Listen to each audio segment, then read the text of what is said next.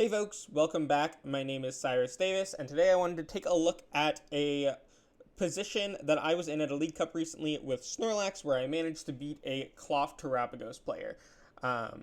So this is a very similar board to the one that my opponent had set up against me, and this is pretty similar to what I had going on my side. My opponent, I actually opened the Mimikyu, so my opponent tried to donk it turn 1, and maybe bench some Pokemon that they didn't need to, didn't prioritize getting this Terapagos down, to allow them to expand their bench with Area 0, which left them with a board state pretty similar to this. I don't remember if this was a Klawf or maybe something else, but it wasn't a Terapagos, that's for sure.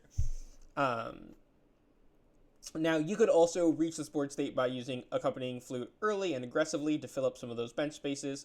But the key here is that this matchup can typically be pretty tricky because of this Baby Petrarunt, allowing them to do 80 damage with poison between turns altogether. And that sort of pressure on the Snorlax is just, it's a lot of damage to deal with. They do 80, 160, 240, even with this Luxurious Cape, which I managed to use pretty effectively to increase the HP of my Snorlax throughout the game. I mean, I could absorb more poison damage. That poison damage still adds up, and you'll eventually run out of ways to keep penning those Snorlaxes before your opponent decks out.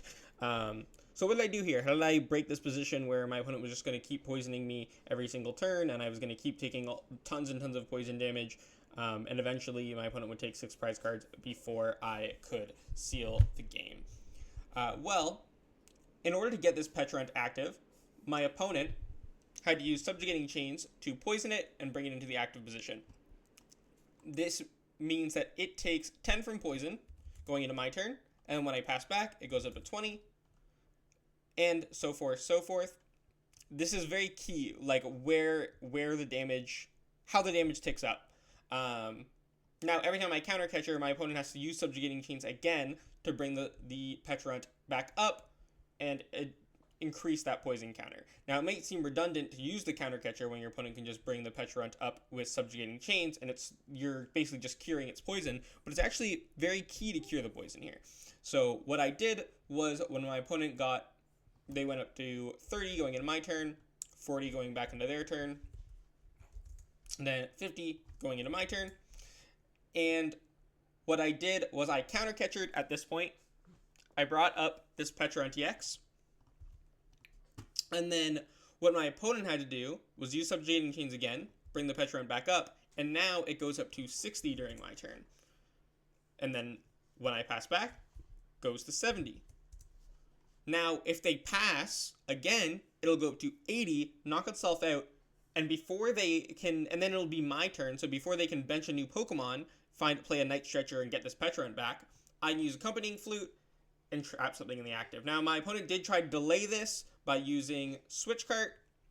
So they Arven for Switch Cart, healed this back down to 40, and then used the Petrarunt EX to bring it back up and keep doing more poison damage.